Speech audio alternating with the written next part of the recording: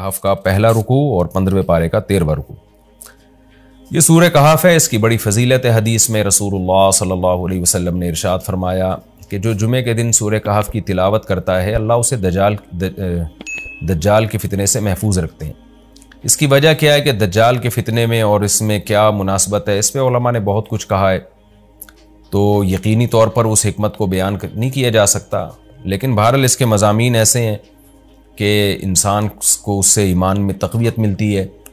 और बड़ी बात यह है कि रसूलुल्लाह सल्लल्लाहु अलैहि वसल्लम ने जब किसी चीज़ के बारे में हमें बता दिया तो फिर हमें उसकी हिकमत समझ में ना भी आए तो हमें बस उस पर ईमान लाना चाहिए।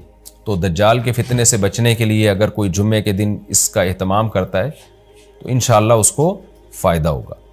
दज्जाल के फितने से बचने में सरसरी गौर से एक बड़ी हिकमत ये मालूम होती है कि अल्लाह ताला ने बड़े बड़े कुदरत के अपने नमूने दुनिया में दिखाए हैं। जैसे इसमें खज़र अलैहिस्सलाम का वाक़या आएगा, अस्हाब कहफ का वाक़या, ज़ुल्क़रनैन का वाक़या, कि कैसी अल्लाह ने उनके हाथों पे अपनी कुदरत को ज़ाहिर किया। तो ये अल्लाह ताला के मुख्तलिफ़ काम हैं। याजूज माजूज का तस्करा भी आएगा इसमें। तो इसमें हमें पता चलता है कि अल्लाह की कुदरतों में बहुत बड़ी बड़ी कुदरतें, अल्लाह मखलूक से भी बाज़ दफ़ा बड़े बड़े काम ले लेते हैं। तो दज्जाल भी अल्लाह की एक मखलूक होगा, तो वो अगर बड़े बड़े मुखय्यरुल उक़ूल काम दिखा रहा है तो ये इसकी अलामत नहीं होगी कि ये खुदा है। जैसे ज़ुल्क़रनैन से अल्लाह ने बड़ा काम लिया तो वो खुदा थोड़ी बन गए।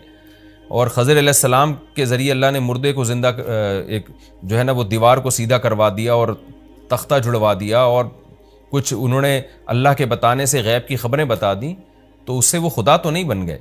और जो इस तरह अस्हाब कहफ कई सौ यानी 300 साल तक गार में सोते रहे, तो इससे वो खुदा नहीं बन गए। तो ऐसे ही दज्जाल के जब हम मुहय्यरुल उक़ूल वाक़यात देखेंगे तो ये इसकी अलामत नहीं है कि ये खुदा है, बल्कि अल्लाह की मखलूक है। तो अल्लाह ताला ने जैसे पिछले पैगम्बरों में ऐसे वाक़यात रूनुमा हुए और मकसद लोगों की आजमाइश था, तो दज्जाल भी लोगों की आजमाइश ही के लिए आएगा। और बहुत सारी हिकमतें हैं जो उलमा ने बयान की हैं। अच्छा, ये जो जुम्मे के दिन सूरह कहफ पढ़ने की फजीलत है, तो ये जुम्मे की रात को अगर कोई पढ़ ले तो भी ये फजीलत हासिल हो जाएगी। तो क्योंकि रिवायात में जुम्मे की रात का भी तस्करा मिलता है और जुम्मे का भी तस्करा मिलता है। अल्हम्दुलिल्लाहिल्लज़ी, तमाम तारीफ़ें उस अल्लाह के लिए हैं, अनज़ला अला अब्दिहिल किताब, जिसने अपने बंदे पर किताब को नाजिल किया, वलम यजअल लहू इवजा, और इस किताब में उसने कोई कजी नहीं रखी। ये कुरान का कमाल है। आप अलहम्द से लेके वन्नास तक पढ़ें, 2 और 2 4 की तरह इसकी आयतें और इसके मज़ामीन समझ में आते हैं। कुरान के अलावा कोई भी मजहबी किताब आप पढ़ लेना तो आपको समझ में नहीं आएगी कि ये क्या कहा जा रहा है इसमें, और वो बातें नेचर को अपील भी नहीं करेंगी, और इंसान वसवसों का शिकार हो जाएगा और मुसीबत में पड़ जाएगा। लेकिन कुरान के दावे कितने वाज़े हैं और दावों में तनाकुज़ नहीं है। कुरान ने कहा खुदा एक है, हर जगह यही कहा कि एक है। मोहम्मद सल्लल्लाहु अलैहि वसल्लम को कहा कि नबी हैं, बशर हैं, बशर हैं, नबी हैं। तो बशरियत को साबित किया कुरान ने। जहां नबी सल्लल्लाहु अलैहि वसल्लम से ऊट पटांग मोजज़ों का मुतालबा किया गया तो बता दिया गया मैं बशर हूं। एक ही दावा रहा है मुसलसल शुरू से आखिर तक, और आखिरी नबी होने का जब दावा किया गया तो आखिरी ही, ये नहीं कि फिर कुरान में इशारे दे दिए कि कोई और नबी भी आएगा। तो तनाकुज़ नहीं है कुरान में। नमाज को फ़र्ज़ किया तो नमाज फ़र्ज़ है। तो ये जितने मज़ामीन, फिर अखलाकियात की जो तालीम दी वो तालीम सेम है। तो ये है कि इवज नहीं है, बिल्कुल नेचर को अपील करने वाली 2 और 2 4 की तरह साफ़ सुथरी बातें हैं कुरान मजीद में।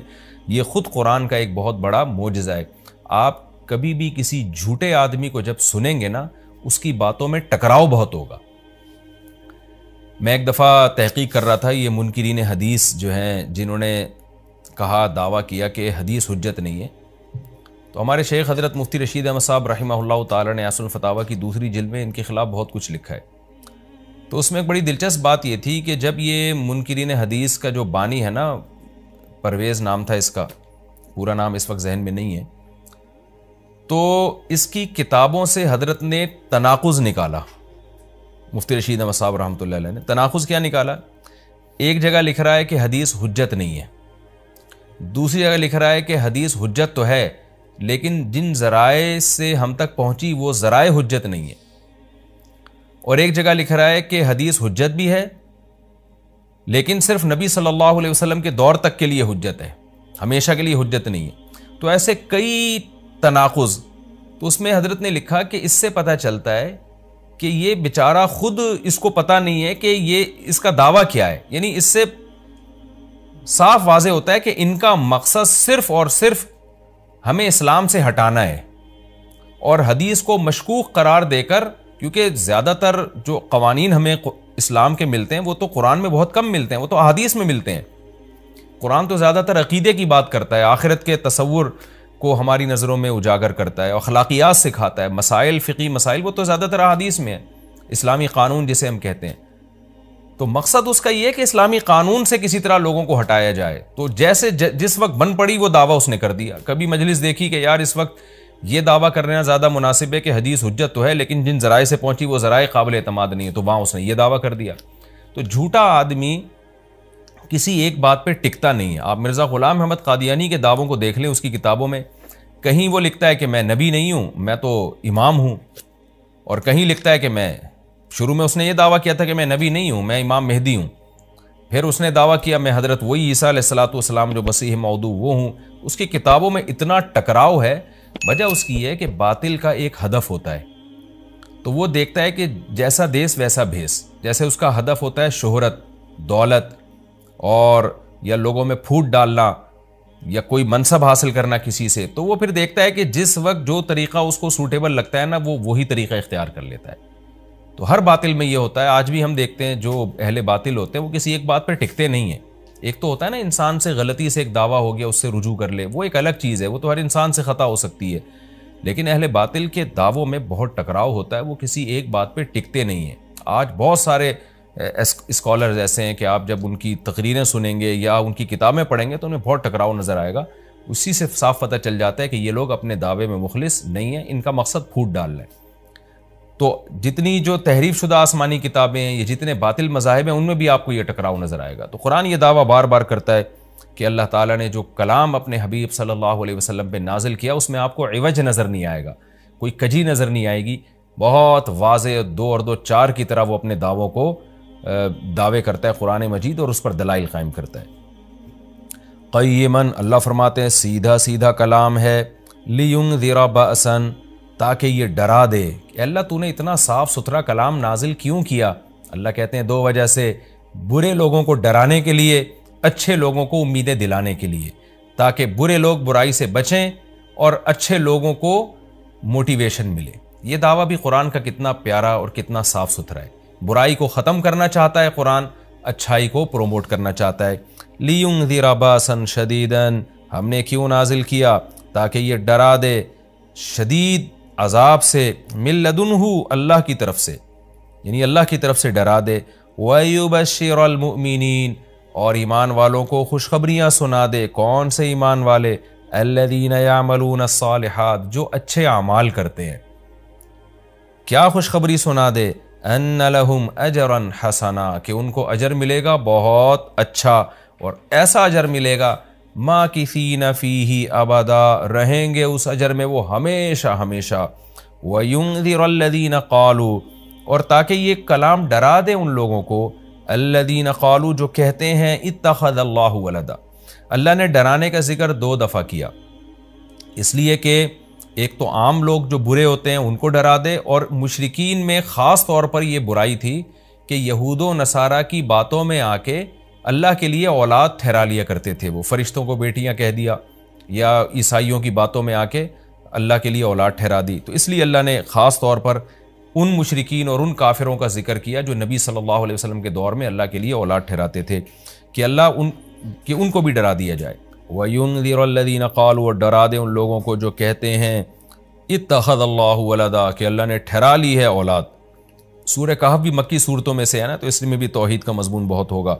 मा लहुम बिही मिन इल्मिन, नहीं है इनके लिए इस दावे पर कोई दलील, वला लिआबाइहिम, और ना इनके बाप दादा के पास कोई दलील थी। ये अक्सर कहते थे ना, भाई ठीक है हमारे पास दलील नहीं है लेकिन हम अपने बाप दादा को फॉलो करते हैं। तो अल्लाह कहते तुम्हारे बाप दादा के पास कौन से इस दावे की कोई दलील थी? और ये जुमला हल्का नहीं है, कबुरत कलिमतन, बहुत बड़ा है ये कलिमे के एतबार से। ऐसा कलिमा जो इनकी मुंह से निकलता है, मुंह से निकलने वाला कलिमा, ये बहुत बड़ा कलिमा है, बहुत भारी है ज़मीन और आसमान पर, कि अल्लाह के लिए औलाद ठहरा दी। इन यक़ूलूना इल्ला कज़िबा, नहीं बोलते ये लोग मगर निरा झूठ, झूठ बोलते हैं ये। फ़लअल्लका बाक़िउन नफ़्सका अला आसारिहिम। अल्लाह ताला अपने हबीब सल्लल्लाहु अलैहि वसल्लम को तसल्ली दे रहे हैं कि इतना सरी झूठ बोलते हैं और आपकी दावत इतनी वाज़े है, फिर भी ये ईमान नहीं लाते, तो ए नबी कहीं ऐसा ना हो कि आप गम में अपनी जान ही ना हलाक कर बैठें। क्योंकि रसूलुल्लाह सल्लल्लाहु अलैहि वसल्लम का दिल बहुत घुटता था कि इतनी वाज़े बात मैं कर रहा हूँ, इतना मेरे दावे में इतनी क्लियरिटी है, इसके बावजूद ये मानते क्यों नहीं है। तो गम से आपका सीना घुटता था। तो अल्लाह ने आपको बताया कि ये आपकी हालत ये हो गई है, शायद कि आप अपनी जान ही हलाक कर बैठें।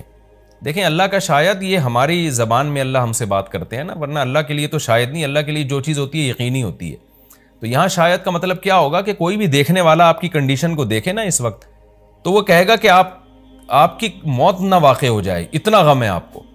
तो मकसद है गम की शिद्दत को बयान करना। तो अल्लाह फरमाते हैं शायद कि आप अपनी जान ही हलाक कर बैठे इनके पीछे, यानी इनके गम में। अगर ये लोग इस कुरान पर ईमान न लेकर आए, असफ़ा, अफसोस और गम में आपकी जान ही कहीं आप हलाक न कर बैठें। फिर आगे अल्लाह बता रहे हैं कि ये ईमान क्यों नहीं लेकर आते।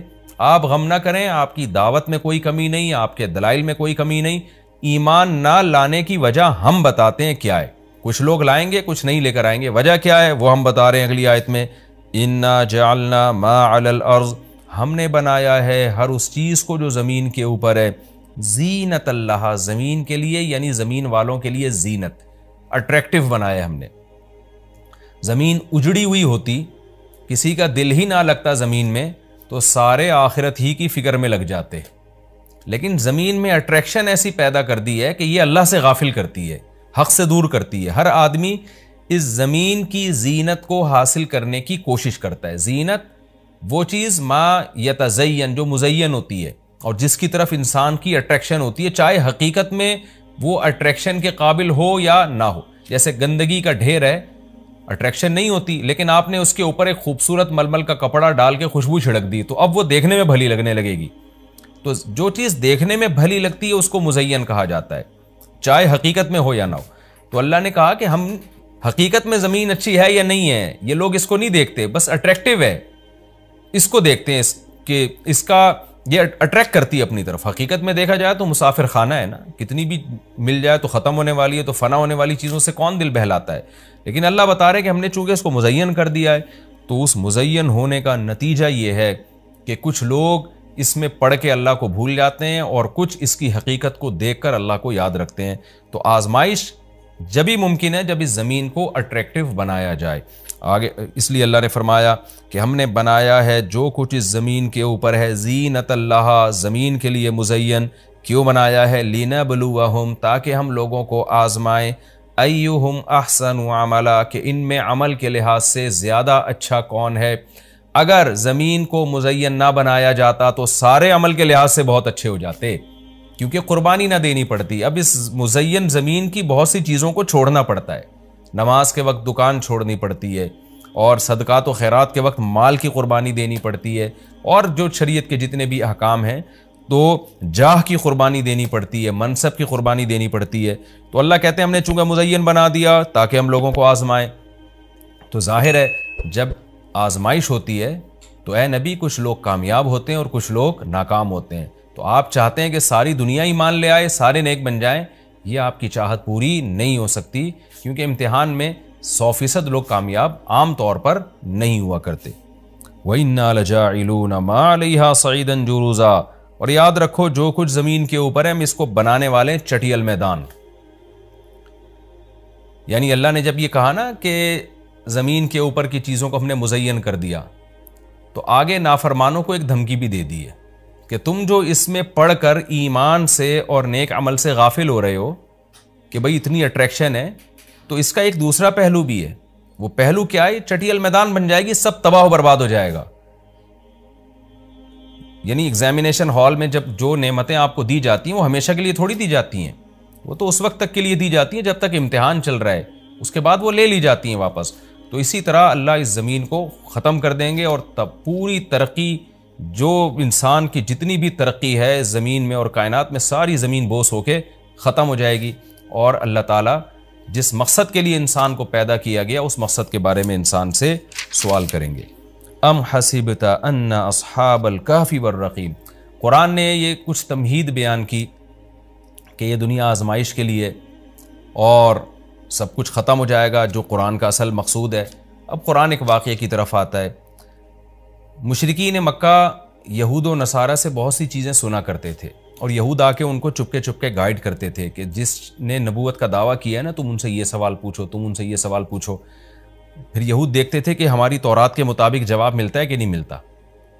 तो उनका यानी ख्याल ये था कि मोहम्मद सल्लल्लाहु अलैहि वसल्लम जवाब नहीं दे पाएंगे तो हम बताएंगे, देखो हमारी तौरात में तो ये लिखा है, अगर ये अल्लाह के नबी हैं तो ये तो हर आसमानी किताब ये वाक़या बयान करती है, तो कुरान क्यों बयान नहीं कर रहा। तो यहूदियों ने आके मुशरिकीन मक्का से कहा, मुशरिकीन मक्का ने नबी सल्लल्लाहु अलैहि वसल्लम से सवाल पूछा। उनमें 3 सवाल थे। एक रूह से मुताल्लिक, जिसका सूरह बनी इसराइल में जवाब दे दिया गया। एक हज़रत ज़ुल्क़रनैन से मुताल्लिक कि वो कौन सा बादशाह था जिसने पूरी दुनिया पे हुकूमत की है, उनका तज़किरा अल्लाह ने कुरान में बयान किया। और एक अस्हाब कहफ़ के बारे में। तो अब कुरान उनके वाक़े को बयान कर रहा है। अम हसिबता अन्ना अस्हाबल कहफ़ी वर्रक़ीम कानू मिन आयातिना अजबा। ए नबी, आप ये समझते हैं कि अस्हाब कहफ़ और जबल वाले, पहाड़ वाले लोग, गार और पहाड़ वाले लोग क्या हमारी निशानियों में से बड़ी अजीब निशानी थे? क्या आप ये समझते हैं? यानी या तो इसका जवाब ये कि वाकई ये निशानी थे, या ये कि ये इतनी बड़ी निशानी नहीं थे जितनी बड़ी इस कायनात को बना देना बड़ी निशानी है। इज़ अवल फितियतु, अल्लाह ने उस वाक़े को बयान किया। उस वक्त को याद करो जब चंद नौजवानों ने ठिकाना पकड़ा इलल कहफ़, एक बड़े गार की तरफ। फ़क़ालू, फिर कहने लगे। अब देखें, कुरान जब वाक़या बयान करता है ना, तो सवाल तो मुशरिकीन ने अस्हाब कहफ़ का पूछा था। बता दिया जाता भाई एक ज़माने में अस्हाब कहफ़ थे, जो मुशरिक बादशाह था, जिसके जुल्म से तंग आके वो इलाका छोड़ के चले गए और 300 साल गार में रहे और फिर 300 साल के बाद वापस आए और लोगों ने फिर बड़ी अक़ीदत की, मोहब्बत की, बस इतना काफ़ी था। लेकिन कुरान वाक़या इस अंदाज से बयान करता है कि उसमें असबाक मिलना शुरू हो जाए, हमें उसमें असबाक मिलना शुरू हो जाए। अब देखें शुरू कैसे किया जा रहा है। क्या तुम ये समझते हो कि अस्हाब कहफ़ का वाक़या कोई अजीब वाक़या है? यानी अल्लाह के लिए तो कोई अजीब नहीं है। यानी इंसानों पर गोया अल्लाह ताज्जुब कर रहे हैं कि इस वाक़े को तुम अजीब समझ रहे हो, और इससे बड़े अजीब अजीब काम जो हमने कर दिए, पानी के क़तरे से इंसान को बना दिया और इतना बड़ा निज़ाम बना दिया हमने कायनात का, उसको अजीब नहीं समझ रहे। तो ये इंसान की भी अकल है ना कि एक वाक़या अजीब व गरीब हो जाए तो उस पर हैरान हो रहा होता है, और वो पूरी कायनात बन गई और इंसान का पानी से वजूद में आ जाना, चूँकि ये हम इसके आदी हो चुके हैं ये मंजर देखने के, तो ये हमारे नज़र में अजीब नहीं रहा, वरना हकीकत में तो इससे ज़्यादा अजीब काम अल्लाह कर चुका है। तो एक तो सबक अल्लाह ने हमें यह बताया इस वाक़े में कि ये वाक़या इतना अजीब नहीं जितना अल्लाह के दूसरे काम ज़्यादा अजीब हैं। तो कुरान वाक़या बयान करता है इस अंदाज से ताकि हमें उससे असबाक मिले। इज़ अवल फितियतु इलल कहफ़, नौजवानों ने गार में पनाह ली। फ़क़ालू रब्बना, और क्या कहने लगे, है हमारे रब, आतिना मिन लदुनका रहमा, तू दे हमें अपनी तरफ से रहमत, और हय्यि लना मिन अमरिना रशदा, हमारे मामले में कोई रशद का इंतज़ाम कर दे, यानी दुरुस्तगी का इंतज़ाम कर दे। इसमें क्या सबक मिलता है कि जो मुशरिक बादशाह था, काफिर बादशाह था, चंद नौजवान इस्लाम लेकर आए, अल्लाह के बरहक दीन को कबूल किया। उनको ये यकीन था कि हम इस इलाके में रहकर अपने दीन और मज़हब पे कायम नहीं रह सकते, लिहाजा उन्होंने इरादा किया हम हिजरत करते हैं। तो अब हिजरत करके जाएं कहाँ, तो अल्लाह से दुआएं मांग रहे हैं।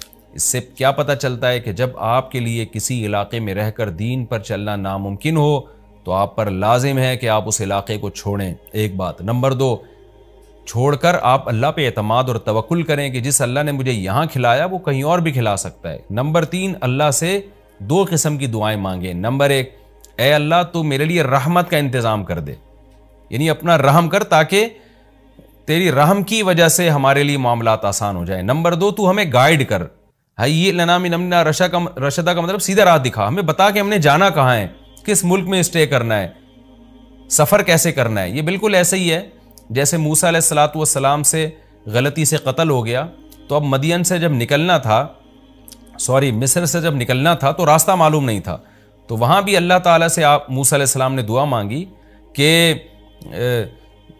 वलम्मा तवज्जह तिलका मदियन क़ाल आसा रब्बी अन यहदियनी सवा सबील, मुझे उम्मीद है मेरा रब मुझे सीधा रास्ता दिखाएगा। तो जब इंसान को रास्ते मालूम ना हो, गाइडेंस ना मिल रही हो कि जाना कहाँ है, कहाँ स्टे करना है, तो ऐसे मौके पे अल्लाह से सीधे रास्ते की दुआ मांगनी चाहिए। तो यहाँ भी उन्होंने दुआ मांगी कि अल्लाह तू हमारे लिए रहमत का इंतज़ाम कर दे और हमारे लिए हमें गाइड कर दे कि हमने जाना कहाँ है, कहाँ स्टे करना है। तो कुरान कहता है हमने उनकी दुआ को कबूल की। फ़ज़रबना अला आज़ानिहिम, रहमत का इंतज़ाम कैसे हुआ कि हमने गार के अंदर, क्योंकि गए उनके कुत्ते को साथ लेकर गार के अंदर गए और वहाँ उन्होंने कहा कि फ़िलहाल हम यहाँ लोगों से छुप जाएं, किसी तरीके से पनाह में आ जाएं, फिर देखेंगे जी उठ के हमने जाना कहाँ है। तो कत्ल के खौफ से निकलें और गार में जाके आराम किया। तो अल्लाह कहते हैं हमने उनके कानों पे पर्दा डाल दिया, सुला दिया गहरी नींद, सिनीन आददा, कई साल तक। सुम्मा बअसनाहुम, फिर हमने उनको जगाया, लिनअलम अय्युल हिज़बैन, ताकि हम देखें, जिसका नतीजा ये निकला कि हम ये देखना चाहते थे इन दोनों में से कौन सा फ़रीक़ ऐसा है अहसा लिमा लबिथू अमदा, जो मुद्दत के एतबार से ज़्यादा काउंट करने वाला है उस मुद्दत को, लिमा लबिसू, जिस मुद्दत तक ये लोग ठहरे।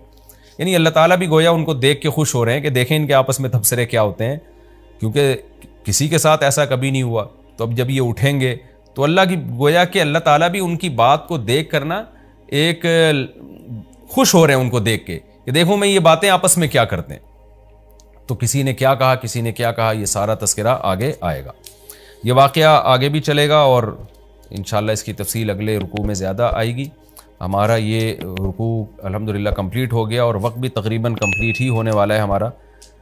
तो पिछले रुकू में अल्लाह ताला ने असहाब कहफ के वाक़े की तमहीद बयान की थी, मुख्तसर बयान किया था, अब उसकी तफसील बयान हो रही है। नहनु नक़ुस्सु अलैका नबअहुम बिलहक़, ए नबी हम आपको बयान करते हैं उनका वाक़या हक़ के साथ। हक़ के साथ का इसलिए बयान किया गया, हक़ का लफ्ज़ इसलिए बढ़ाया गया कि एक तारीख़ी वाक़या था और आपको पता है जब तारीख़ी वाक़या लोग नकल करते हैं तो बहुत कुछ उसमें कमी बेशी कर देते हैं, कुछ अपनी तरफ से इजाफ़े कर देते हैं, कुछ अपनी तरफ से कमियां कर देते हैं। तो वाक़या की जो असल बात है वो तो दुरुस्त होती है, लेकिन उसमें जो एडिशन होती है वो गलत होती है।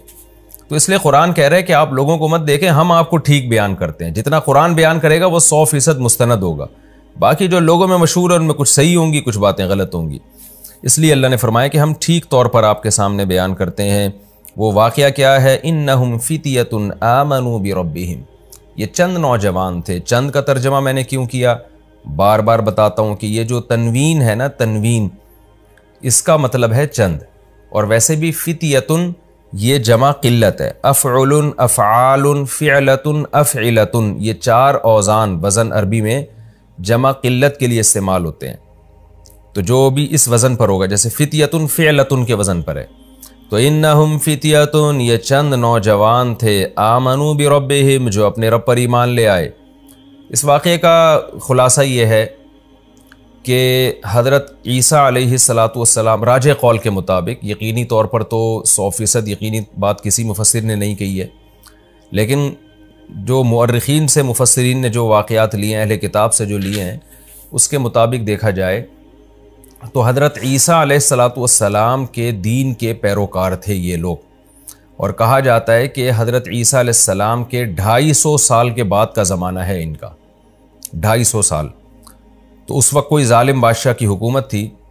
अच्छा, हज़रत ईसा के दीन के पैरोकार थे, तो इस पर एक इश्काल ये होता है कि ये सवाल तो यहूदियों ने किया था, यानी मुशरिकीन को ये सवाल यहूदियों ने समझाया था कि तुम नबी सल्लल्लाहु अलैहि वसल्लम से 3 सवाल पूछना, ज़ुल्क़रनैन के बारे में पूछना और रूह के बारे में पूछना और असहाब कहफ के बारे में पूछना। तो जबकि यहूद का ज़माना तो हज़रत ईसा के दौर से पहले, और यहूद तो फिर इनको ईमान वाले नहीं मानेंगे, क्योंकि ईसा अलैहिस्सलाम के फॉलोवर्स को यहूदी ईमान वाला नहीं कहते थे। तो इसलिए मुझे इस पर वाकई एक इश्काल है जिसका मेरे इल्म में अभी मुझे उसके जवाब कहीं मिला नहीं है।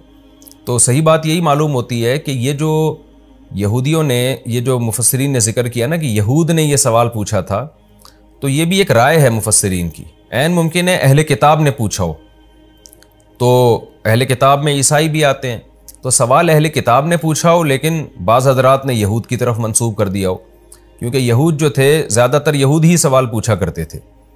तो इसलिए, और दूसरा इस बात का भी इम्कान है कि हो सकता है ये दीन मूसवी के पैरोकार हों, क्योंकि ये तो तारीख़ी चीज़ है ना कि हज़रत ईसा के दीन के पैरोकार थे।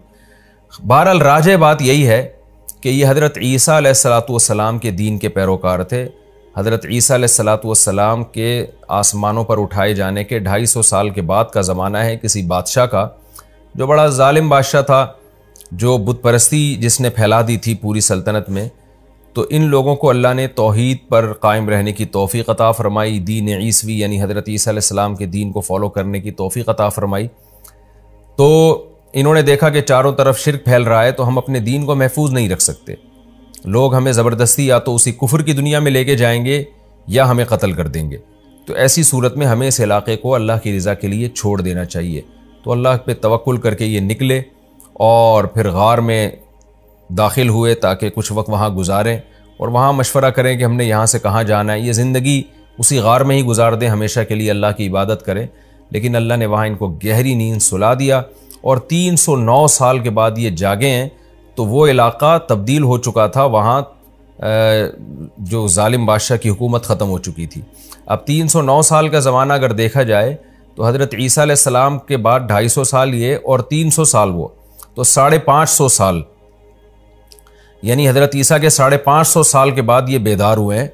और नबी सल्लल्लाहु अलैहि वसल्लम की जो विलादत हुई है वो 570 ईस्वी के आसपास हुई है। यानी यकीनी तौर पर तो नहीं कहा जा सकता, 1-2 साल 2-4 साल आगे पीछे हो सकते हैं इसमें। तो ये जो कहा जाता है ना 570 ईस्वी में, ये 100% यकीनी नहीं है, 2-4 साल इसमें ऊपर नीचे हो सकते हैं। तो इससे यानी बाज़ मुफस्सिरीन इस तरफ गए हैं कि इनका ज़माना रसूलुल्लाह सल्लल्लाहु अलैहि वसल्लम की पैदाइश से 20 साल पहले का ज़माना है। यानी नबी सल्लल्लाहु अलैहि वसल्लम के दौर से 20 साल पहले ये जो है वो गार से निकले हैं। और फिर जो वाक़े आगे कुरान ने बयान किया, जो हम इंशाअल्लाह तफसीर में पढ़ेंगे, तो ये नबी सल्लल्लाहु अलैहि वसल्लम के दौर के बहुत करीबी वाक़े है। लेकिन चूँकि वक्त मशहूर हो गया था तो लोगों की ज़बान पर आम हो गया था, इसलिए लोग आपसे इन अहले किताब की ज़बान पर आम हो गया था ख़ास तौर पर। मुशरिकीन तो इससे नाबलद थे। अब ये हुआ किस जगह पर है, यानी किस जगह ये वाक़या हुआ है, इसके बारे में भी कोई यकीनी बात हमारे इल्म में नहीं है, क्योंकि इसके बारे में जो तारीख़ी किताबें हैं उनमें टकराव बहुत है। तो यकीनी तौर पर यह कहना कि ये फ़लाँ जगह ये वाक़या हुआ था, फ़लाँ जगह हुआ था, ये हमारे बस में नहीं है। तो कुरान ने भी जो इस वाक़े की अहम अज्जा थे उन्हीं को ज़्यादा हाईलाइट किया है। तो कुरान कहता है वरबत इन्नहुम फित्यतुन आमनू बिरब्बिहिम, ये चंद नौजवान थे जो अपने रब पर ईमान ले आए, वज़िदनाहुम हुदा, और हमने इजाफ़ा कर दिया इनमें हिदायत के एतबार से। क्या मतलब, हमने इनको और ज़्यादा हिदायत दी। और ज़्यादा हिदायत का मतलब ये होता है कि इस्तिक़ामत अता की, तवक्कुल पैदा किया इनके अंदर, जो ईमान की बरक़ात थी वो कामिल तौर पर हमने इनको अता की। वरबतना अला क़ुलूबिहिम, और हमने इनके दिलों को बांध लिया, यानी सब्र की तौफ़ीक़ अता की। इज़ क़ामू, उस वक्त जब ये खड़े हुए और कहने लगे रब्बुना रब्बुस समावाति वल अर्द, हमारा रब वो है जो आसमानों और ज़मीन का रब है। यानी वो रब नहीं है जो इंसानों ने बना रखे हैं बहुत से रब, हमारा रब तो वो है जो आसमानों और ज़मीन का पालने वाला है। ये किसके सामने कहा इन्होंने? हो सकता है लोगों को जमा करके कहा हो सकता है तन्हाई में एक दूसरे को कहा हो सकता है वक्त के जालिम बादशाह के सामने कहा हो। और डट गए और कहने लगे लन नदउ मिन दूनिही इलाहा, हरगिज़ हम उस अल्लाह के सिवा किसी को माबूद नहीं पुकारेंगे, कुछ भी हो जाए। लक़द क़ुलना इदन शतता, अगर हमने ऐसा कर दिया, अल्लाह के सिवा किसी को पुकार दिया, तो हमने तो हक़ से बहुत गलत बात की, हक़ से बहुत दूर बात की हमने। ये कैसे हो सकता है कि ये इंसानों के हाथों के तराशे हुए बुत ये खुदा के शरीक बन जाएं? ये कैसे हो सकता है? हम तो बहुत ही गलत बात करने वाले हो जाएंगे अगर हम अल्लाह के सिवा किसी को पुकारें। लिहाजा हम इस कौम को और अक्सरियत को या बादशाह के दीन को नहीं देखेंगे, हम वो देखेंगे जो हक़ है। हाउलाई कौमुना, ये जो हमारी कौम है, इत्तखज़ू मिन दूनिही आलिहा, इन्होंने अल्लाह को छोड़कर बहुत से माबूद बना लिए हैं। आलिहा का भी इलाह की जमा है ना, अफ़इलतुन के वज़न पर, अलिहतुन था असल में, तो ये जमा क़िल्लत है, चंद माबूद तराशे हुए इन्होंने। लौला यातूना अलैहिम बिसुल्तानिन बय्यिन, हमारी इस कौम से डिबेट हो रही है, ये बार बार अपने बाप दादों के हवाले दे रहे हैं कि हमारे अब्बा ऐसे करते थे, हमारे दादा ऐसे करते थे। सवाल पैदा होता है लौला यातूना अलैहिम बिसुल्तानिन बय्यिन, ये बहुत बड़ी वाज़ेह दलील क्यों नहीं लेकर आते? ये बहुत बड़ी दलील की बात इसलिए की कि किसी को खुदा बनाने के लिए छोटी दलील भी काफ़ी नहीं है। बिल्कुल वाज़ेह सुल्तान बय्यिन जब तक नहीं होगी उस वक्त तक हम किसी को अपना खुदा और रब थोड़ी तस्लीम कर लेंगे। इसकी मिसाल ऐसे है जैसे आप जो है बिछड़ गए बचपन में अपने बाप से, और जब बड़े हुए तो आपको अपने बाप की तलाश है। किसी ने कहा कि ये आपके वालिद हैं और चंद अलामतें भी बता दी, तो आप नहीं मानोगे इतनी जल्दी। आप कहोगे भाई मैं किसी को अपना बाप उस वक्त मानूंगा जब तक मेरे सामने 2 और 2 4 की तरह वाज़ेह नहीं हो जाएगा। कन्फ्यूजन में ये काम नहीं होता। तो छोटी मोटी अलामतों से या कराइन से नहीं, मुझे वाज़ेह दलील चाहिए, फिर मैं इसको अपना बाप तस्लीम करूंगा। क्योंकि किसी को बाप मान लेना, माँ मान लेना, ये बहुत हसास मामला है, क्योंकि फिर सारी मोहब्बतें उसको देनी पड़ती हैं, उसकी खिदमत करनी पड़ती है, उससे दिल लगाना पड़ता है। यहाँ भी उन नौजवानों ने ये कहा कि खुदा बना लेना आसान नहीं है। इन माबूदों के बारे में चंद वसवसे और चंद चीज़ें ये लोग बताते रहते हैं जिसकी कोई वाज़ेह दलील नहीं है। तो खुदा के खुदा होने पर तो बहुत ही, सुल्तान का मतलब बड़ी दलील और बैयिन का मतलब बहुत वाज़ेह दलील होनी चाहिए। तो लौला यातूना अलैहिम बिसुल्तानिन बैयिन, ये लोग इनके माबूद होने पर वाज़ेह दलील क्यों नहीं लेकर आते। फमन अज़लम, उससे बड़ा जालिम कौन होगा। इफ्तरा अलल्लाहि कज़िबा, जो अल्लाह पे झूठ बांध दे। यानी कौम तो अक्सरियत का रेफरेंस दे रही है ना, कि तुम्हारे बाप, तुम्हारे चच्चे, तुम्हारे मामे, तुम्हारे सारे रिलेटिव सब खुदा के अलावा माबूदों को पूछते हैं, तुम एक अकेले कहाँ से आ गए। तो ये कौम को जवाब में क्या कह रहे हैं कि उससे बड़ा जालिम कौन होगा जो अल्लाह पे झूठ बांधे। यानी तुम तो ये कहते हो ना, अल्लाह ने इनको इख्तियारात दिए हुए हैं, बारिश बरसाने का इख्तियार इसके पास है, औलाद देने का इख्तियार इसके पास है, फला काम का इख्तियार इसके पास, तो इसका मतलब कि तुम अल्लाह पे झूठ बांध रहे हो, जबकि अल्लाह तो कह रहा है मैंने किसी को इख्तियारात नहीं दिए। तो उससे बड़ा जालिम कौन होगा जो अल्लाह पे झूठ बांधे। यानी झूठ की मुख्तलिफ अनवा होती हैं कि ये कि आप अपने बाप पे झूठ बांध दें, एक माँ पे झूठ बांध दें, भाई पे झूठ बांध दें, दोस्त पे झूठ बांध दें, हुकूमत पे झूठ बांध दें। तो इन झूठ बांधने की नौइयतों में सबसे बड़ा जालिम वो है, सबसे बड़ा झूठ ये है कि आप खुदा की तरफ झूठ की निस्बत करें। अब जब ये डिबेट इनकी कौम से हो रही है तो फिर आपस में इन्होंने मशवरा किया कि भाई वइज़ अअतज़लतुमूहुम, ये चंद नौजवान मिलके इकट्ठे हुए, इन्होंने आपस में मशवरा किया कि देखो जब तुमने इस कौम को छोड़ ही दिया है और जबकि तुम अअतज़लतुमूहुम, इस कौम से तुमने किनारा कशी इख्तियार कर ली है, यानी इसके मज़हब को छोड़ दिया तुमने, वमा याबुदूना, और इनके माबूदों को भी छोड़ दिया। तो 2 ही चीज़ें होती हैं, आबिद और माबूद। तो इनमें यहाँ भी इस मुल्क में 2 ही तरह के लोग हैं, या तो मुशरिक हैं या वो बातिल हैं जिनकी इबादत हो रही है। तो दोनों ही बातिल हैं। तो हम इन बातिलों में, इन बातिल लोगों में हम क्यों रहें।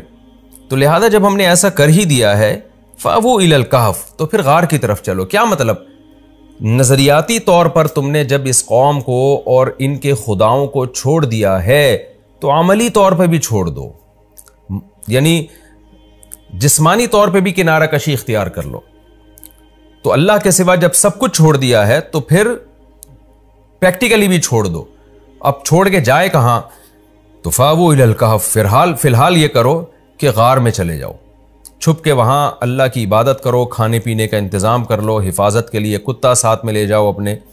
तो जो एक दुनियावी असबाब हो सकते हैं वो इख्तियार करो, वहाँ जाके हम गौर करेंगे। फ़िलहाल यहाँ से निकलो, क्योंकि ये तो हमें ना नमाज़ पढ़ने दे रहे हैं, ना रोज़ा रखने दे रहे हैं, ना तौहीद पर कायम रहने दे रहे हैं।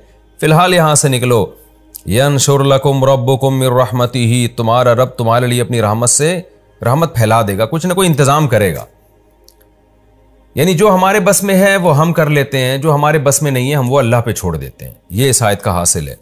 यनशुर लकुम रब्बुकुम मिर रहमतिही व युहय्यि लकुम मिन अम्रिकुम मिरफ़क़ा, और तुम्हारे मामले में तुम्हारा रब, यानी सब एक दूसरे को समझा रहे हैं कि तुम्हारे मामले में तुम्हारा रब कोई आसानी की सूरत पैदा कर देगा। अल्लाह से भी कुछ उम्मीदें लगाओ, सब कुछ हमने नहीं करना, जो हमारे बस में है वो हम करेंगे, बाकी अल्लाह पे छोड़ते हैं। अल्लाह से हमें अच्छी उम्मीद है, अल्लाह हमारे लिए कोई इंतज़ाम कर देगा। उन बेचारों को क्या पता था कि अल्लाह ऐसा इंतज़ाम करेगा आपके लिए।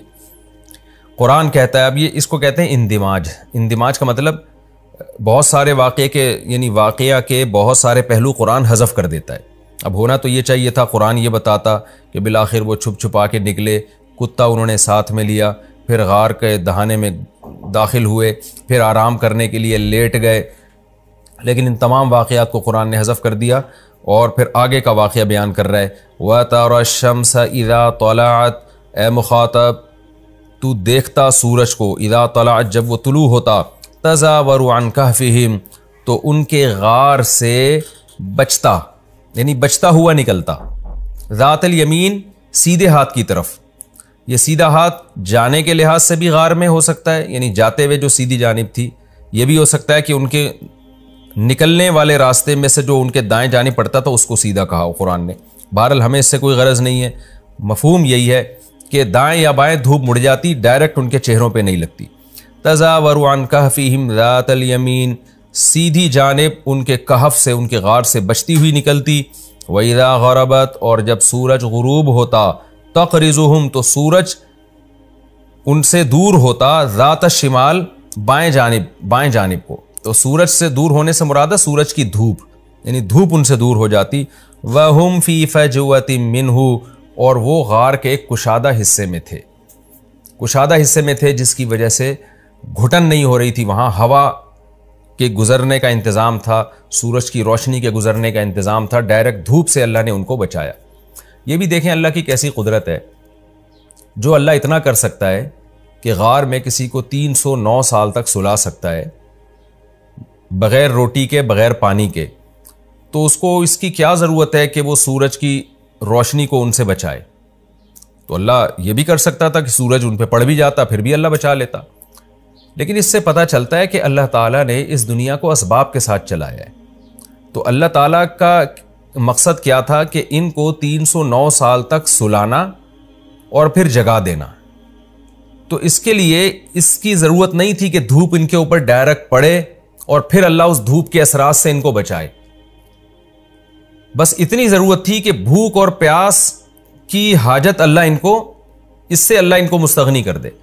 तो यानी जब इससे काम चल सकता था ना, कि क्योंकि रोटी तो खा नहीं सकते थे ना, सोता हुआ आदमी रोटी नहीं खाता, और अगर जागते तो उनको ये टाइम उनके लिए बहुत तवील हो जाता, 309 साल, वो तो पागल हो जाते उसमें। तो अल्लाह ताला ने इस दुनिया को असबाब के साथ चलाया है। तो अल्लाह ताला ने अपनी कुदरत भी अगर दिखाई है ना, तो जितनी कुदरत से काम चल सकता था बस उसी पर इक्तिफा किया गया है, और बाकी तमाम असबाब ही इख्तियार किए गए हैं। तो ये अल्लाह ताला की आदत है कि अल्लाह ने इस दुनिया को असबाब के साथ जोड़ा है। तो उनको ज़िंदा रखने के लिए ये ज़रूरी था कि सूरज उन पर डायरेक्ट ना पड़ता। तो अल्लाह ताला ने यही इंतज़ाम किया कि सूरज को पड़ने नहीं दिया इनके ऊपर। और इसी तरह उनके जो उनका गार पे जो कुत्ता बैठा हुआ था उसको भी अल्लाह ने एक रोब दिया ताकि लोग भी अंदर ना आए, वरना अल्लाह चाहता तो लोग अंदर आ जाते और उनका कुछ ना बिगाड़ सकते, मर जाते, कुछ भी हो सकता था। तो ये सारी बातें इसकी अलामत हैं कि अल्लाह इस दुनिया को असबाब ही के साथ चलाता है।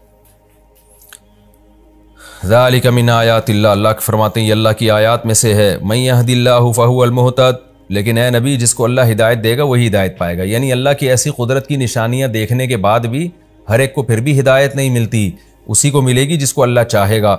वमन युज़लिल, और जिसको अल्लाह गुमराह कर दे, फ़लन तजिद लहु वलिय्यन मुर्शिदा, तो आप हरगिज़ उसके लिए कोई दोस्त और हिदायत देने वाला नहीं पाएंगे। ये तसल्ली भी दी जा रही है कि बहुत से लोग फिर भी बेईमान होके ही मरेंगे, इतनी कुदरत और इतना कुछ देखने के बावजूद। तो जिसके दिल में इनाबत होगी उसको अल्लाह हिदायत देगा, जो नहीं चाहेगा, अल्लाह की आदत है, उसको हिदायत नहीं देता अल्लाह ताला। ये रुकू अल्हम्दुलिल्लाह हमारा कंप्लीट हो गया और असहाब कहफ का एक हिस्सा इसमें बयान हुआ है। अब हम अगले रुकू की तरफ चलते हैं। रुकू आसान है, अगले रुकू की तरफ हम चलते हैं। बिस्मिल्लाहिर्रहमानिर्रहीम, सूरह बनी इसराइल, सूरह कहफ का रुकू नंबर 3 और 15वें पारे का रुकू नंबर 15। इसका मुख्तसर लफ्ज़ी तर्जमा ग्रामर के साथ हो गया था। आज इंशाअल्लाह मैं इसकी तफसीर शुरू करूँगा। अऊज़ु बिल्लाहि मिनश्शैतानिर्रजीम, बिस्मिल्लाहिर्रहमानिर्रहीम। व तहसबुहुम अयक़ाज़न व हुम रुक़ूद, और ए मुखातब तू उनको समझता कि वो जाग रहे हैं। यानी असहाब कहफ जो गार में गए थे, अल्लाह ने उनको सुला दिया बहुत गहरी नींद। तो अब उनकी कैफियत क्या थी, इन आयतों में इसका बयान चल रहा है। कैफियत ये थी कि ए मुखातब तू अगर उनको जाके देखता तो तुझे ऐसा लगता कि ये जाग रहे हैं। यानी चेहरे पे चेहरा फ्रेश था उनका। आपने देखा होगा ना, बाज़ दफ़ा कोई आदमी आंखें बंद करके लेटा हुआ होता है तो एक रोब होता है उसके चेहरे पे, सोते हुए इंसान के चेहरे पे रोब नहीं होता। तो अल्लाह मियाँ ने ये रोब इसलिए डाला ताकि कोई इनको नुकसान ना पहुँचाए। इससे भी पता चलता है अल्लाह ताला दुनिया को असबाब के साथ चलाते हैं। अब देखें, ये अल्लाह ने अपनी कुदरत दिखाई, 300 साल सुला दिया। तो जो अल्लाह ये कुदरत दिखा सकता है वो ये भी तो कर सकता है ना कि वैसे ही उनकी हिफाजत का इंतज़ाम कर ले। लेकिन नहीं, अल्लाह ताला की आदत क्या है कि जब कुदरत अल्लाह ने अपनी दिखाई है, तो यहाँ तक तो कुदरत दिखा दी है कि 300 साल सुला दिया उनको, लेकिन फिर उनकी जो बकिया हिफाजत के लिए अल्लाह ने वही किया है जो असबाब इख्तियार, यानी जो असबाब के ज़रिए उनकी हिफाजत की है कि अब कोई इनको नुकसान ना पहुँचाए और दाएँ बाएँ करवटें दिलवाई जाएँ इनको ताकि ज़मीन इनको खा ना जाए। हालांकि अल्लाह इन असबाब के बग़ैर भी इनकी हिफाजत पर कुदरत रखता था। वनुक़ल्लिबुहुम ज़ातल यमीनी व ज़ातश शिमाल, और हम उनको उलट पुलट कर रहे थे दाएं तरफ और बाएं तरफ, यानी करवटें भी वो ले रहे थे, क्योंकि अगर आप 300 साल तक एक ही जगह लेटे रहें तो ज़मीन ही खा जाएगी आपको। मरीज़ों के साथ होता है ना, जो बिस्तर पे अगर तवील अरसे एक ही ज़ाविये पे पड़े रहते हैं तो कैसे उनकी जिल्द ख़राब होना शुरू हो जाती है। वकल्बुहुम बासितुन ज़िराइही बिलवसीद, और उनका कुत्ता वो चौखट पे अपने दोनों बाजुओं को फैलाए हुए था। कुत्ते आम तौर पर हिफाजत के लिए चौखट पे बाजू फैला के बैठ जाते हैं और हाँप रहे होते हैं। तो अल्लाह ताला ने यानी ऐसा किया कि इनके साथ इनके कुत्ते की भी हिफाजत की। ये भी आप देख लें अल्लाह की कुदरत, अल्लाह चाहता वैसे हिफाजत कर लेता, कुत्ते की ज़रूरत ही नहीं थी। लेकिन दुनिया दारुल असबाब है, कुत्ते हिफाजत ही के लिए होते हैं, दिल लगाने के लिए नहीं होते। गैर मुस्लिम लोग तो कुत्तों से दिल लगाना शुरू कर देते हैं और फैमिली मेम्बर बना लेते हैं। इस्लाम में ये है कि आप कुत्ते को हिफाजत के लिए पाल सकते हैं, उसको फैमिली मेम्बर नहीं बना सकते आप। तो हिफाजत के लिए कुत्ता जो है बाहर बैठा हुआ है। लव तलात अलैहिम, अल्लाह कहते हैं उन पर हमने रोब इतना रख दिया, ए मुखातब तू अगर उनको देखता, असहाब कहफ को उस कुत्ते समेत तू उनको देखता, लवल्लैता मिनहुम फिरारा, तो पीठ फेरता उनसे भागते हुए, ऐसा रोब था उनके ऊपर। वला मुलीता मिनहुम, और भर जाता तू उनसे रुअबा, रोब के एतबार से, यानी तुझमें उनका रोब बैठ जाता। कुछ अल्लाह ने ऐसी उनकी चेहरे पर हैबत तारी कर दी थी। वकज़ालिका बअसनाहुम लियतसाअलू बैनहुम, जिस तरह अल्लाह ने उनको सुलाया, वकज़ालिका, इसी तरह हमने उनको उठाया। यानी उनका सुलाना भी अल्लाह की कुदरत और जगाना भी अल्लाह की कुदरत। इतने अरसे के बाद कोई बच सकता ही नहीं है कि जाग जाए वो, लेकिन अल्लाह ने उनको ज़िंदगी भी दी और जगाया भी। लियतसाअलू बैनहुम, लाम आक़िबत है जिसका नतीजा ये निकला कि वो आपस में सवाल करने लगे कि भाई ये क्या हुआ है। क़ाल क़ाइलुम मिनहुम, इनमें से एक ने कहा, कम लबिस्तुम, बताओ यार कितने अरसा सोए हम लोग। जब भी आपकी बातचीत शुरू होती है तो इंसान की आदत है पहले सवाल से बात शुरू करता है कि ज़रा इस पर हमें डिस्कशन करनी चाहिए कि हम कितना टाइम सोए हैं। क़ालू लबिसना यौमन, कहने लगे जो दूसरी पार्टी थी उसने कहा कि हम एक दिन रहे हैं, औ बाज़ यौम, या दिन से भी कुछ कम। असल में सूरज की जो गर्दिश देख के ना उनको अंदाज़ा हुआ कि भाई पहले हम यहाँ जब सोए थे तो सूरज की रोशनी यहाँ थी, अब जब हम उठे हैं तो यहाँ थी। तो इससे तो लग रहा है 1-2 घंटा सोए हैं, लेकिन जो नींद से जो हमारी थकावट दूर हुई है और एक एहसास होता है इंसान जब लंबी नींद सोता है, उससे लग रहा है कि हम ज़्यादा अरसा सोए हैं। ऐसा तो नहीं सूरज पूरा चक्कर लगा के वापस आ गया हो, 24 घंटे से ज़्यादा हम सोए हों। अब बहस होने लगी, किसी ने कहा कि नहीं भाई, हम लोग या तो पूरा दिन सोए हैं, सूरज पूरी चक्कर लगाकर वापस आ चुका है, औ बाज़ यौम, या ऐसा है कि थोड़ा टाइम सोए हैं। क़ालू रब्बुकुम, दूसरी जमात कहने लगी रब्बुकुम अअलमु बिमा लबिस्तुम, क्योंकि वो सर ना पकड़ के बैठ गए होंगे और गौर फिक्र करने लगे होंगे, हम जब यहाँ थे तो साया यहाँ था, फिर यहाँ आ गया, तो यहाँ आने में तो आधा घंटा लगता है, 1 घंटा लगता है। नींद से लग रहा है कि 1 घंटा नहीं, हम ज़्यादा सोए हैं। तो अब जब ज़्यादा सोए हैं तो इसका मतलब सूरज पूरा चक्कर लगाकर वापस आया है। तो अब उनकी समझ में आ ही नहीं रहा कि ये हुआ क्या है हमारे साथ, क्योंकि 24 घंटे भी कोई नहीं सोता। जितना भी आप सोएं, सो के थक जाते हैं। 12, 13, ज़्यादा 15 घंटे में आँख तो खुलेगी ना। तो इसलिए अब उन्होंने कहा यार इस पे दिमाग लगाने के बजाय कुछ समझ से बाला तर है। रब्बुकुम अअलमु बिमा लबिस्तुम, तुम्हारा रब ही खूब जानता है कि हम कितना अरसा यहाँ सोए हैं, लिहाजा इस बहस में अब मत पड़ो, हमें भूख लग रही है, सबके पेट कमर से चिपके हुए हैं, लिहाजा एक काम करो, फबअसू अहदकुम बिवरिक़िकुम हादिही, किसी एक को भेजो इस सिक्के के साथ, जो भी उस ज़माने में राइजुल वक्त सिक्का होगा, करेंसी होगी, इस करेंसी के साथ किसी को भेजो मदीना में। इससे पता चलता है कि करेंसियों का दस्तूर बहुत पुराना है। जो करेंसी के ज़रिए ख़रीदो फ़रोख्त होती थी, ये बहुत पुराना रिवाज है। अगर हम ये फ़र्ज़ कर लेते हैं, मान लेते हैं कि ये वाक़या नबी सल्लल्लाहु अलैहि वसल्लम की पैदाइश से 20 साल पहले का है, तो फिर ये वाक़या पुराना नहीं है। लेकिन मैंने बताया कोई 100% मुस्तनद बात नहीं है ये, बाज़ मुफस्सिरीन इस तरफ गए हैं और ये भी मुमकिन है कि ये वाक़या और ज़्यादा पुराना हो। फलियंजुर अय्युहा अज़का तआमन, तो चाहिए कि वो देखे, जिसको हम सिक्का दे के भेजेंगे उसको चाहिए कि देखे अय्युहा अज़का तआमन, कि खाने में ज़्यादा पाकीज़ा खाना कौन सा है, यानी हलाल खाना कौन सा है। उसकी वजह भी ज़ाहिर है कि गैर मुस्लिम रियासत थी ना, तो वो तो पता नहीं क्या क्या खा जाते होंगे, खिंजीर भी खा जाते होंगे, फिर मुर्दार भी खा जाते होंगे। तो कहा कि भाई जाके ये तफ्तीश करे, हराम ना उठा के ले आए। इससे हमारे वो मुसलमान भाई जो यूरोप में अमेरिका में रहते हैं और बग़ैर तहकीक के गोश्त खाना शुरू कर देते हैं, उनके लिए इबरत का सामान है। जब आप गैर मुस्लिम कंट्री में रहते हैं जहाँ हलाल और हराम में फ़र्क करना मुश्किल होता है, तो आप पर यह वाजिब है कि आप तहकीक करके हलाल खाएं। और ये बात भी खूब अच्छी तरह समझ लें, आजकल हलाल की स्टैंपें बहुत बिक रही हैं। यूरोप अमेरिका में लोग इदारे खोल लेते हैं, हलाल की स्टैंप बना के ठप्पे लगा के बेचना शुरू कर देते हैं। तो इतना काफ़ी नहीं है, मशीनी ज़बीहा पे भी हलाल की स्टैंप लगी होती है आजकल। तो हाथ से ज़बा करना, बिस्मिल्लाह अल्लाहु अकबर पढ़ना, अल्लाह का नाम लेके ज़बा करना, ये ज़रूरी है। तो जब तक कोई ऐसा रिलायबल इदारा ना हो जिस पर आपको इत्मीनान ना हो कि भाई ये वाकई हाथ का ज़बीहा है और हलाल है, अल्लाह का नाम लेके जानवर ज़बा किया गया है, उस वक्त तक गैर मुस्लिम कंट्री में आपके लिए गोश्त खाना हलाल नहीं है। लोग बग़ैर तहकीक के खाना शुरू कर देते हैं। फलियातिकुम बिरिज़्क़िम मिन्हु, उसने कहा कि जाके वो इसमें से कुछ रोज़ी ले आए, खाना पीने का इंतज़ाम कर ले, भूख लग रही है। वलियतलत्तफ़, और बड़ी होशियारी के साथ जाए, तलत्तुफ़ का मामला करे, नरमी का मामला करे। यानी ऐसा ना हो कि जाके, नरमी का मतलब होता है बड़े खुफिया तरीक़े से तमीज़ से जाए और खुफिया तरीक़े से तमीज़ से वापस आ जाए। लुत्फ़ व इनायत मैंने बताया था ना तर्जुमे में इसका मफ़हूम। अच्छा, ये जो वलियतलत्तफ़ वाली आयत का ये जो लफ्ज़ है ना, यहाँ पर कुरान पूरा आधा हो जाता है।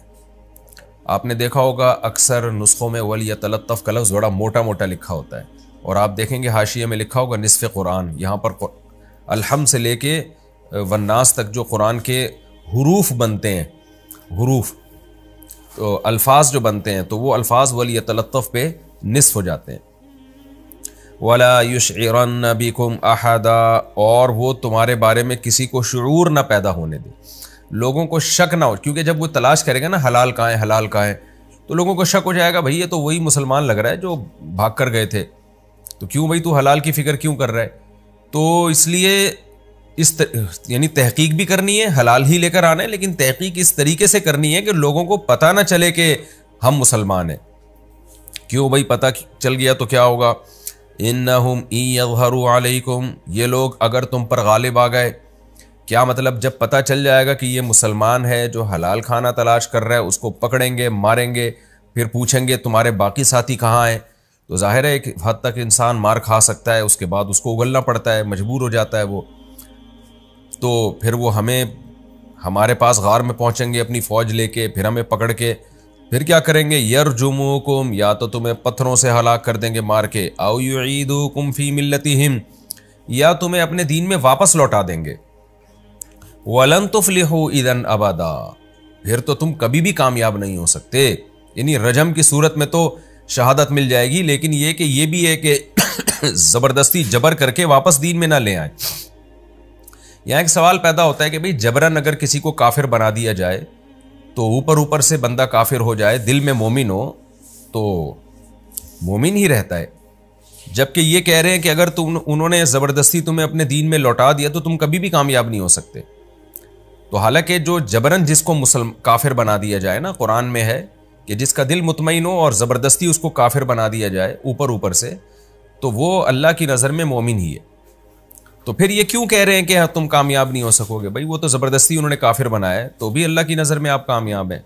उसका जवाब यह है कि एक है अजीमत और एक है रुखसत, बड़ी कामयाबी। बड़ी कामयाबी तो शरीयत की नज़र में यही है कि अगर आपको कोई ज़बरदस्ती काफिर बना रहा है तो आप मर जाएं, लेकिन आप कुफ्र को ज़ाहिरी तौर पे भी कबूल ना करें, ये बड़ी कामयाबी है। तो इस बड़ी कामयाबी से महरूम हो जाओगे तुम, ये मतलब होगा इनका। दूसरा मतलब ये भी हो सकता है कि बाज़ दफ़ा किसी को ज़बरदस्ती काफिर बनाया जाता है और वो बन जाता है, दिल में वो मोमिन होता है, लेकिन फिर आहिस्ता आहिस्ता दिल जान से कुफर को कबूल कर लेता है। वो शुरू में बाज़ दफ़ा ऐसे वाक़यात आए हैं सामने, यानी उलमा ने लिखे हैं ऐसे वाक़यात कि बाज़ दफ़ा ऐसा हुआ कि शुरू में कोई शख्स काफिर बन गया, ऊपर ऊपर से दिल से मुसलमान था, लेकिन चूंकि फिर वो काफिरों के साथ रहना, उन्हीं की रसूमात में शिरकत, आहिस्ता आहिस्ता इसका वबाल जो है ना, इसका असर उसके दिल पे पड़ा है और वो बिलाखिर इस्लाम ही को छोड़ दिया, इस्लाम की अहमियत ही ख़त्म हो गई। तो ये भी ख़तरा मौजूद होता है कि आप वक्ती तौर पर तो कुफर को कबूल कर रहे हैं ऊपर ऊपर से, लेकिन आहिस्ता आहिस्ता उसी के आदी हो जाते हैं आप। वकज़ालिका आसरना अलैहिम, यहाँ भी सनात इंदिमाज है। इंदिमाज मैं बार बार बता चुका हूँ, कुरान पूरा वाक़या हज़फ कर देता है और बिल्कुल जो वाक़े के बहुत सारे पहलू को हज़फ करके कई सालों बाद के वाक़े से शुरू कर देता है। अब क्या है, अल्लाह फरमाते हैं वकज़ालिका आसरना अलैहिम, आगे है इंदिमाज, यहाँ नहीं, वकज़ालिका आसरना अलैहिम, इस तरह से हमने लोगों को उन पर मुत्तले कर दिया।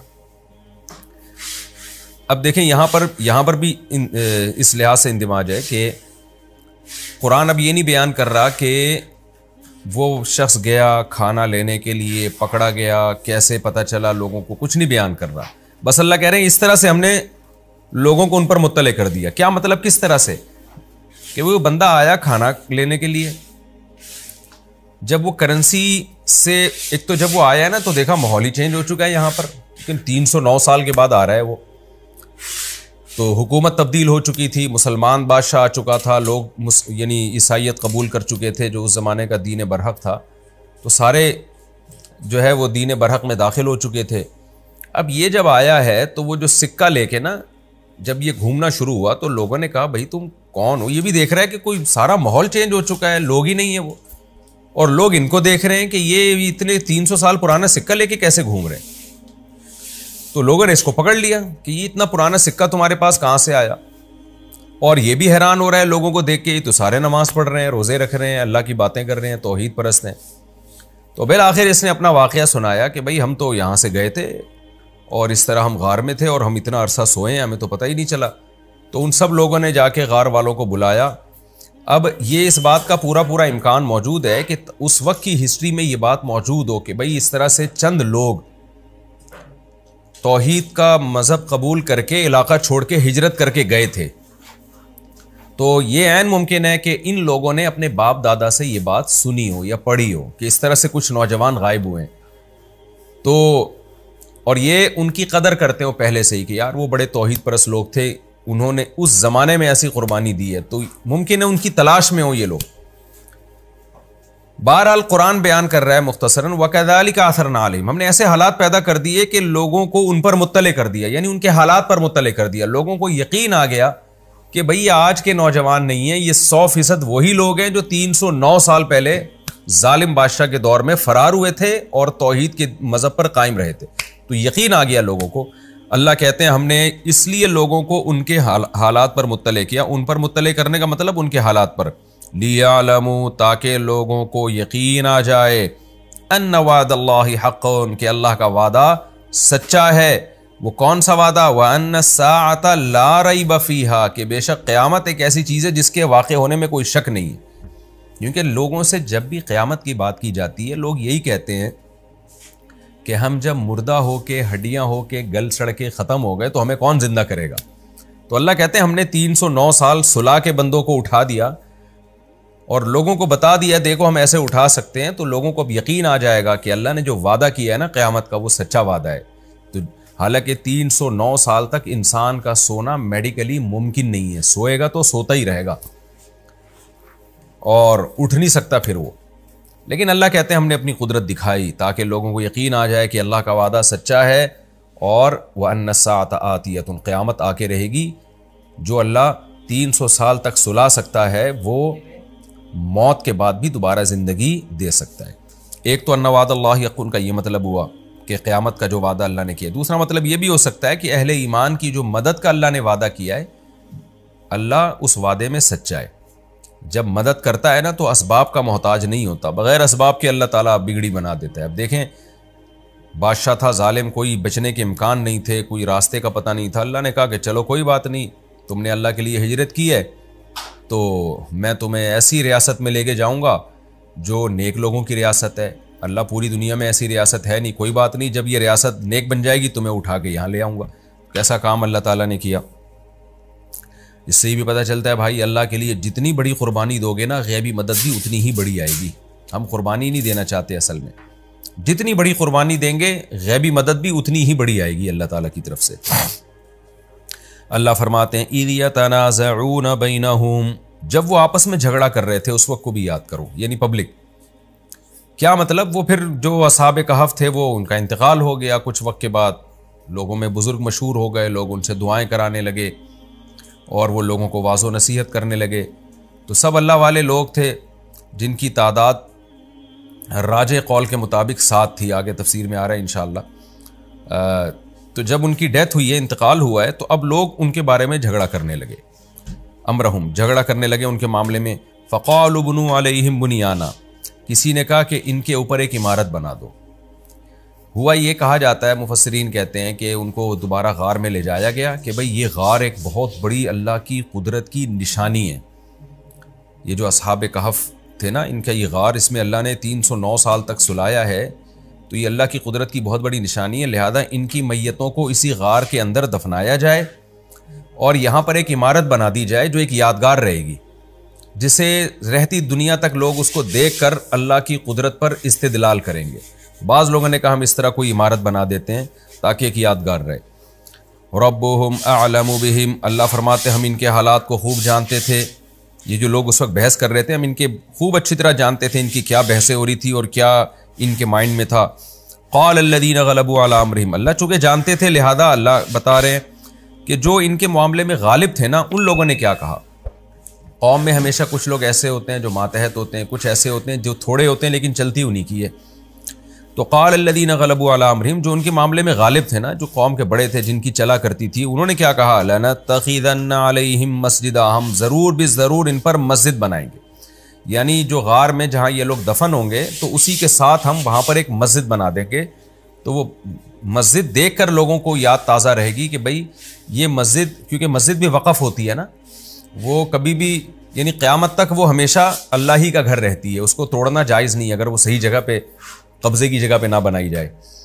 तो हम यहाँ एक मस्जिद बना देंगे, तो मस्जिद यादगार रहेगी, हमेशा लोग मस्जिद में नमाज़ पढ़ेंगे और असहाब कहफ का गार सामने होगा तो देखेंगे, इबरत हासिल करेंगे, उनकी कब्रें भी वहाँ मौजूद होंगी, तो इबरत हासिल होगी कि देखो भाई कुछ लोग थे जिन्होंने अल्लाह के लिए कुर्बानियाँ दी।